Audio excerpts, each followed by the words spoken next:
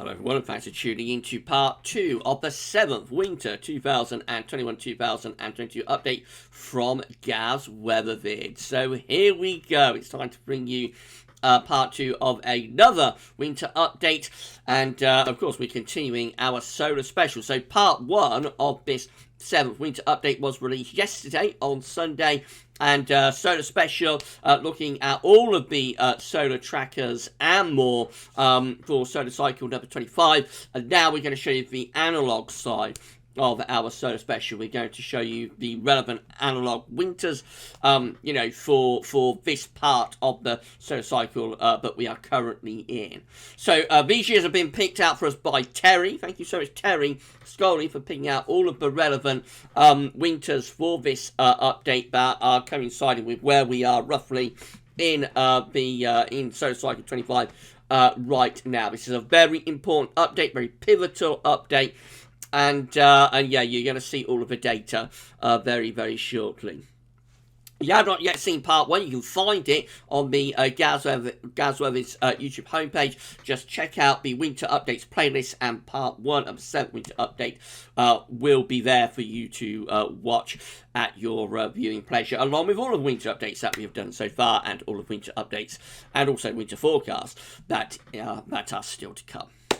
Right, so thank you so much to Richard for the amazing Winter Updates gift. Thank you so much, Rich, for the gift. I love this year's Winter Updates gift, so thank you so much, my friend, for that. I've got to say thank you so much to Sav as well for the edit. Thank you so much to Savvy for the little edit on this video. There'll be a little counter that's running with this, you know, with this video, that you'll be able to keep up with the years as we go through them, whether they're favouring cold, average, or mild winters. Sav has done that for me, so thank you so much to Savvy. But at the end of the video, there's going to be something that's a little bit surprising. So just stick around to the final sort of 5 minutes of the video. There's a little surprise coming, something that we've never included in a winter update before, but hang around, and that will be coming up at the end of this video. A nice little surprise to end this solar special. Right, okay, so as I say, we're looking at solar analogues, you know, coinciding with where we are in the solar cycle right now, solar cycle number 25. All of these winters within their various solar cycles are roughly at the same point where we are right now, and have been picked out by Terry Scully. So let's do this then. The first winter that Terry's picked out for us in terms of solar cycle winter match is the winter of 1836-1837. This one has northern blocking within the high latitudes. It has below average heights across western Europe. The jet stream is digging southwards as well. This is a cold winter, so the first winter we start with for these analogues is a cold winter. The next solar cycle winter match for solar cycle number 25 is 1846-1847. This one is also a cold winter, again with blocking within the high latitudes up towards Greenland and in the North Atlantic, below average heights across northern and western Europe, and again winds in from a north or northeasterly direction with that one too. So that is another potentially cold and snowy winter for 1846 and 1847. The third winter that Terry's picked out for us is the winter of 1858-1859. This one is a much milder winter, so this is our first mild winter. At the moment we're 2-1 to cold though, but this is our first mild winter. So this one has low pressure to the north, high pressure to the south, and winds are coming in from a westerly direction for the winter of 1858-1859. The next winter goes back to cold. This is the winter of 1869-1870. So now we're 3-1, cold to mild. This one with below average heights to our south, off low pressure across southern Western Europe, and a lot of northern blocking as well. It sends the jet stream southwards. So this is a cold and wintry winter for 1869-1870, wind in from the east. The next winter swings to mild, so this is 1881, 1882. This one with lots of low pressure up north, within the northern latitudes, so no blocking with this one. Deep low pressure around Greenland and into the Arctic. At the same time, it has an area of high pressure across central and western parts of Europe, so a relatively dry but mild winter for 1881 to 1882. A dry, mild winter, that one. We go back to something a little bit colder for 1889, 1890. Hope you're keeping count, everybody. So this one has below average heights, or above average heights, I should say, to our east, below average heights out to our west. This is a very anti-cyclonic winter, and I assume we'll have a lot of frost and fog. So probably not a particularly snowy winter, this one. It's probably a relatively dry winter, but probably does contain quite a lot of frost, because we're in the 1800s, so the air is going to be much dirtier, so probably a lot of fog in this winter. And that's probably how we get, like, the cold things. So actually, in modern day, that sort of anomaly will probably give a relatively mildish sort of winter, I would have thought. The next one is also cold. This is 1892, 1893. This one with blocking, again, around Greenland and Iceland. And lower pressure across central and western parts of Europe. Again, with this one, we're going to be bringing wind from a northeasterly direction. So once more, we're looking pretty cold and wintry through northern and western parts of Europe with winter of 1892, 1893. This was also pretty chilly. It's 1904, 1905. This one a little bit below average, but not continuously so. This one with higher pressure just over to our west, bringing winds from like a northwesterly direction. Again, it's not a particularly cold winter. There's no northern blocking, seeing that you've got low pressure up to the north up here. That's a rather drier winter again in 1904, 1905. And again, probably quite a frosty sort of winter, that one, I would have thought. Our next winter is severely cold. This is 1916, 1917. So this one has a lot of blocking around Greenland and back into the Arctic. And it has low pressure across southern Europe as well. We bring in the wind from an easterly direction. That's a severely cold winter for 1916, 1917, in the middle of the First World War. Very, very cold, very frozen and snow covered. It doesn't quite have a sub-zero CET month, but over the 3 months of this winter, it is one of the coldest winters of the first 40 years of the 20th century. There aren't that many of them. Our next solar cycle match winter is 1926, 1927. This one is back to mild. This one has above average heights over and to west of the country. Low pressure up here. This is, again, another pretty anti-cyclonic winter. Maybe something that's showing up in a lot of these analogues, relatively dryish for a lot of them. And also with this one, it is a milder winter as well for 1926 to 1927, so dry and mild. We have another mild winter for 1936, 1937, very finely balanced, this, isn't it? 1936, 1937 is our next winter. This one also mild with below average heights out to our west and bringing in winds from a westerly direction. So it's a mixed bag with these winters, definitely. You know, some are cold, some are mild. And of course, these winters now are progressing on into their solar cycles. So, excuse me, some of these are not that far away from their solar maximums, actually, of their relevant solar cycles. Some of them are like a couple of years away from their solar maximums. But they're all progressing on into their solar cycles now, of course, and so that's why we see such a fine balance, I think, between the years that are cold and the years that are mild. The next one Terry has picked out for us is a big one. This is a severely cold winter. This is 1946, 1947. Wow, wow, wow. Terry suggests that this, you know, within the solar cycle of that era, is a match for the current solar cycle where we are in solar cycle 25. This one's sending the jet stream a long way southwards and setting up a lot of blocking as well within the high latitudes. Look at all of that blocking there within high latitudes. So jet stream, you know, going all the way down to North Africa, bringing in wind from an easterly direction. It's a very, very cold, severely cold and snowy winter for 1946, 1947. The winter winter of the great winter of blizzards and snow with this one, and severely cold as well, with a sub-zero CET for February of 1947. Incredible winter. We're back to Mile for our next one. This is 1956-1957, although it does contain a white Christmas actually this year. It does have a little cold snap around Christmas of 1956, but otherwise generally it's a mild Atlantic driven and westerly, quite unsettled winter for 1956-1957, so that one is back to mild. Our next winter goes back to cold. This is 1967-1968. This one has a mid-Atlantic ridge heading up towards Greenland with a trough of low pressure to our east. Winds generally coming in from a northerly direction. It's quite a northerly winter, and particularly cold through January and February. Regular cold snaps through January and February of 1968. December 1967 is relatively mild, but overall that is a rather cold winter. And the next one is actually quite a severe winter again. This is 1978-1979 that Terry has picked out for us in terms of being a solar cycle winter match.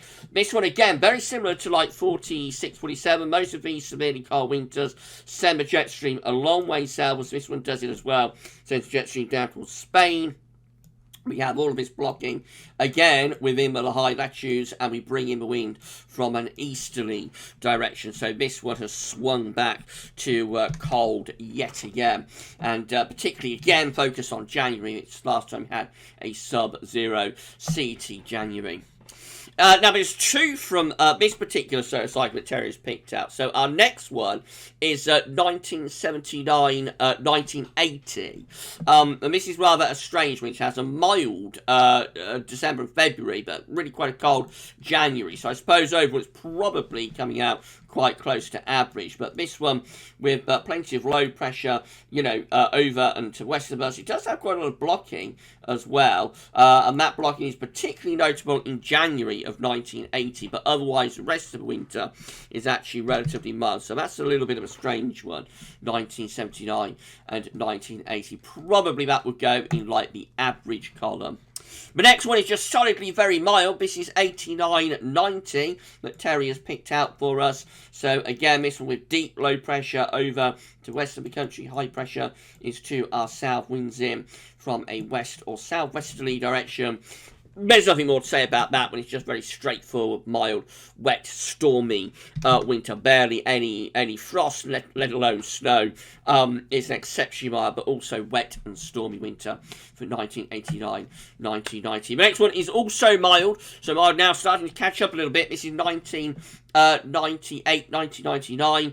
This has a few cold snaps, but it's generally a mild winter with low pressure to our north and northwest, high pressure to our west and southwest. Winds coming in from a westerly direction. So that one, again, is generally quite a mild winter, but does contain a few colder snaps. Many of the winters in the 1990s were mild winters. That's another one of them. And yeah, that one's quite a mild winter for 98-99. And then the final winter Terry's picked out for us in terms of being a solar cycle match is 2011-2012. So this one is generally quite a mild winter as well. Very cold winter across Eastern Europe. This is like a frozen, severely cold winter across eastern parts of Europe. But for us, we have high pressure pulled out into the Atlantic and we're sending in the westerlies. So the Balkans gets a very cold winter. We do get one freeze up in early February of 2012, but otherwise the rest of winter of 2011-2012 is generally quite a mild winter, to be honest. Actually, this is going to be the final one. So this is 2020-2021.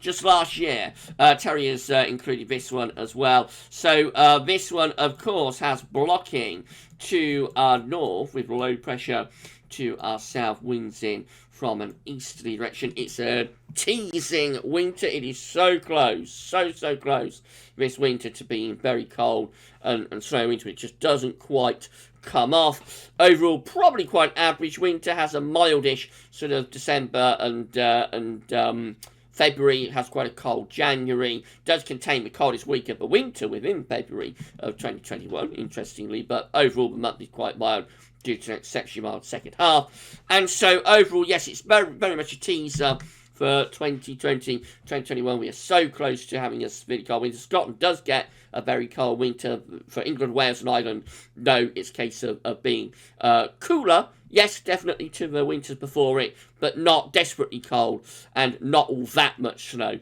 away from Scotland. Very, very much a teaser for 2020, 2021. Okay, so I count that as being 8 for mild, 2 for average, and 10 for cold. So very, very slightly favouring a cold of an average winter with these analogues. Just. Let's start bringing all that together then. This is how all Decembers combined are looking. Following these solar cycle matches, unsettled for the Decembers with lots of below average heights, lots of low pressure across Western Europe. So just generally mild and wet signal for these Decembers. All Januaries combined, following these solar cycle winter matches, increasing the blocking signal to our north and looking like sending the jet stream southwards. So that's kind of like a 50-50, isn't it? We've got some low pressure on Greenland. Iceland's going to try and maintain westerlies. We're also suggesting with this that jet stream goes southwards, and with high pressure over Scandinavia towards Svalbard, we're going to try and bring in the easterlies. So that's kind of like on a knife edge, I think, that. And some of those Januaries, therefore, could be very cold. Some of the Januaries could be really quite mild. And that's what we've seen as we've gone through this, of course. But we have, for every one winter that's cold, we have another winter that's mild. It's been that kind of update, hasn't it? And then we also have all Februaries combined with these solar cycle winter matches, which again have the below average heights across northern and western Europe, increasing blog signal towards Greenland. So again, it's like on a knife edge, very much on a knife edge. We could bring in a wind from the east or northeast quite a lot. Conversely, though, we could bring in a wind from the west with a lot of these February. So once more, we have like 947, which is a sub-zero CT February, but we also have some really quite mild Februaries in there as well, like 1990. So really finely balanced with this. This is how all winters combined are looking following these solar cycle winter matches. Again, we focus on the above average heights within the northern latitudes, so there is a blocking signal with these winters. Lower pressure across western parts of Europe. All very, very finely balanced. Could go in either direction. Could be cold, could be mild. Let's just narrow things down to look at the years after 1950. So this is how all Decembers combined are looking following these solar cycle winter matches. Post-1950, unsettled for December, even more so maybe, with deep trough of low pressure across the UK and Ireland. So a wet December is favoured after 1950, and probably relatively mild with a lot of those as well. All Januaries combined, following the solar cycle winter matches post-1950, looks even more interesting actually, and strengthens the blocking signal within the northern latitudes up towards Svalbard and over towards Greenland. Look how the trough of low pressure sort of gets pushed eastwards and southwards. You could certainly envisage that with a lot of those Januaries, they're getting colder actually after 1950. It may be a little bit of a surprise that happens. You know, you would expect after 1950 the signals get milder, but remember it does include 1979, which was an extremely cold January. The last time we had a sub-zero CT January was that year. And also it includes 1968 as well, so that could explain it. And then all February's combined sort of reduces the northern blocking after 1950. It's still there to some degree, but it is reduced and looks much more westerly and much more Atlantic driven, and so therefore a rather milder signal perhaps for those Februaries. So after 1950 the focus is really on January. I suspect that a lot of that is down to 1979. All winters combined with these solar cycle matches post 1950, they do look unsettled overall. So below average heights across Western Europe, there is the blocking signal that's there as well. So yeah, it's on a knife edge. This really is very much on a knife edge. We can just show you a final set, which is to look at the magnetic matches. So with this, we're taking out basically. With this, basically, we take out the even-numbered solar cycles, and we look at the odd-numbered solar cycles. As we're in solar cycle number 25, that's an odd number. 25 is an odd number, so this is an odd-numbered solar cycle, and that has an impact on the magnetic side of the solar cycles. So with this, we're looking at 19 for December 946. 1846, should say 1869, 1892, 1916, 1926, 1956, 1978, 1979, and 1998. All of the odd numbered solar cycles, essentially. So with this one, again, all Decembers combined with magnetic matches as the above average heights within the high latitudes, the below average heights across western parts of Europe. So still an unsettled, a rather wet and probably quite mildish signal for most of those Decembers. All Januaries combined look quite interesting. Again, the jet stream looks like it takes that shift southwards in January with the above average heights to our north and northeast. Winds probably in from the east with those Januaries following the solar cycle winter matches and also magnetic matches. All Februaries combined, again, such a nice base of the chart, that lots of blocking around Greenland. So we do have an on-blocking signal. Same time though, we've got lots of low pressure across the northwest Europe and the Atlantic as well. So it's one of those, it's poised, you know, could go cold, could go mild, wet sort of chart. Overall, probably a relatively wet and mild signal, but with that level of blocking around Greenland, you certainly wouldn't rule out that some of those years are going to be delivering a cold February. And all winters combined following the solar cycle winter matches and also the magnetic matches. Again, very, very finely balanced, very finely poised with lots of blocking in the high latitudes, low pressure across Western Europe. So it's a wet signal overall for those winters. But with that amount of northern blocking, again, there will be a considerable number of the winters that are delivering really quite cold weather. And just narrowing it down, finally, to look at the years after 1950. So this is all Decembers combined following the solar cycle winter matches and also the magnetic matches. All Decembers combined post-1950 look like that. Low pressure over to west of the country. There is a blocking signal, quite a weak one though. So generally the Decembers favoured to be relatively wet and mild. It's a different story for all Januaries combined though. This is including 1957, 1979, 1980, 1999, 1999 and 2021, coinciding with those odd numbered solar cycles. Look how the block signal increases. Probably a lot of that down to January 1979, but nevertheless, the blocking signal does, and probably 1980 to some degree, blocking signal does strengthen a lot as we go into January with below pressure across Western Europe. The jet stream is pushed southwards and we bring in the wind from the east. That's quite a clear signal for like a cold month actually. That's probably the clearest signal that we've had so far in any of these analogues for being cold and wintry. All Februaries combined, again, on such a knife edge, lots of blocking around Greenland, lower pressure in the Atlantic. So again, you could envisage that this could go in either direction. Generally, probably favouring a rather milder, wetter February though. So the focus really on January to be cold, perhaps. And then this is how all winters combined are looking following our solar cycle winter matches and also magnetic matches. So we do have this strong northern blocking signal within the high latitudes. The low pressure is across Western Europe. The jet stream is down here somewhere.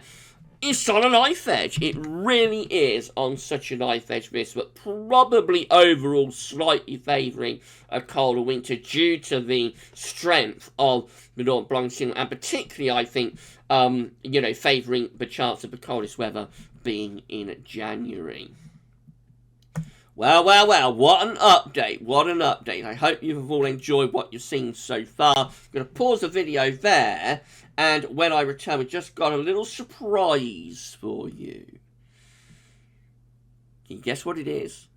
You'll find out in around 2 seconds.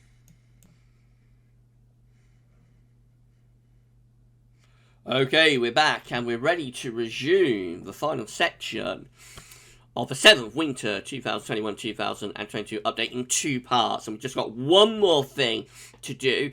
And of course, before I pause the video, we was looking at all of our solar cycle analogues for, analog matches for where we are in solar cycle number 25, as picked out by Terry Scully. The last thing I've got for this solar special is actually a forecast from Terry for this winter, based purely on solar and lunar matches. So Terry sent this through to me a few days ago, and I said that I would, for the first time ever, include this within a winter update. Remember, this is not Terry's final forecast for winter 2021-2022. It's not the final GavsWeatherVids forecast for winter 2021-2022. It does not include, like, the drivers, such as the QBO, the ocean data. It doesn't include anything like that. It's just purely a forecast based upon the solar and lunar cycles.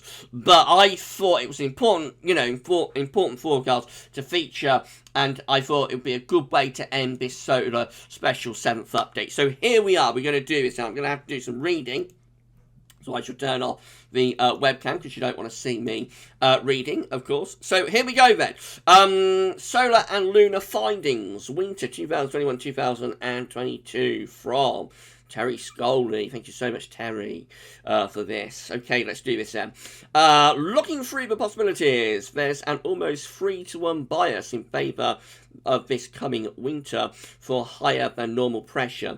This is particularly stark for the first half of December and at times during January until around the 25th. This tends to contradict some current model thoughts, leaving February more cyclonic and therefore probably the wettest month of the winter.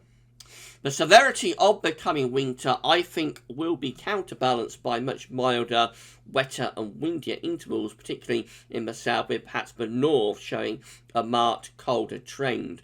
Although somewhat surprisingly, with an increased tendency for lower pressure this coming season, February could be the coldest month. This could suggest that mist and patchy fog and slight frost could be more of a feature than sharper frost during December and January. There could be some heavy snowfall, particularly over Scotland and in the north, but sustained spells of severe weather seem unlikely. The coming winter, in all probability, should turn out to be colder than average in the north, with mean average temperatures further south probably somewhat above normal. Here in a nutshell are the monthly breakdowns, but please remember this is taking into account solar, lunar, nodal factors only, which the coming winter should very broadly follow. December, tendency for the west to be milder and more unsettled than the east. Around the second week, a possible quieter spell with frost and lingering patchy fog. Perhaps very unsettled, mild and wet in the run-up to Christmas, but probably much colder by or soon after Christmas, with some snow mostly in the north and east. Frost and patchy fog, some hint that of the month beginning cold as well. January, mild, wet and windy spells in the south. Wintry weather most probably around mid-January and into the 3rd week, with another cold spell possible at the end of the month, very on-off January. And February could be the coldest month of the winter, mostly in the form of northerly outbreaks from the Arctic, but milder intervals as well. Could be particularly cold towards the end of February or in the final week. Keep smiling, Terry Scully. Okay, so there's Terry's forecast for this winter, based purely on solar and lunar findings. Of course, it does not take into account like the quasi-biennial oscillation, ENSO, etc., etc., etc. But that, is where Terry's basically at from a solar perspective, which is quite an interesting winter that would, deliver cold weather, particularly to the north, also at times maybe to the south. It's cold Christmas there and whatnot. So yeah, it's an interesting forecast from Terry. I thought that would be, that would be a good way. Let's go back to the top. I thought that would be a very interesting way to end this solar special 7th Winter 2021-2022 update. in 2 parts. And that's it, everyone. That is the 7th winter update complete. We roll on now to the 8th winter update, but you'll be able to see next week, Monday next week, we'll deliver the 8th winter update. And we're getting ever closer to the end of our winter updates. We've got 13 to do, and then we'll be delivering our winter 2021-2022 forecast on the 2nd of December. So we're getting ever closer to the end now, but we still have more updates to go, more data to get through, and the 8th update will be on your way next week. We might look at the quasi-Iberian oscillation for that one. I'll see. Right, okay, so that's it then. I hope you enjoyed this solar special 7th winter update in 2 parts. Thank you so much to Terry, of course. Thank you so much to Terry Scully for this forecast and for getting all of the analog gears together. Thank you so much to Rich. Thank you so much to Sam for the edit on this video as well. I want to go all out for this one, so thank you so much. Thank you so much to my my dear friends who have helped bring this update together. And of course, thank you to Shryan for the help on yesterday's part 1 of this update, getting all of the trackers and whatnot together too. It's been a joint effort. Thank you so much to Shryan. Thank you so much to Terry. Thank you so much to Richard. And thank you so much to Sam. Right, okay, we're done then, and that's it. So I'll stop the video there. And half an hour, that is the 7th Winter 2022 update part 2. And we'll see you next weekend for the 8th update. Bye for now.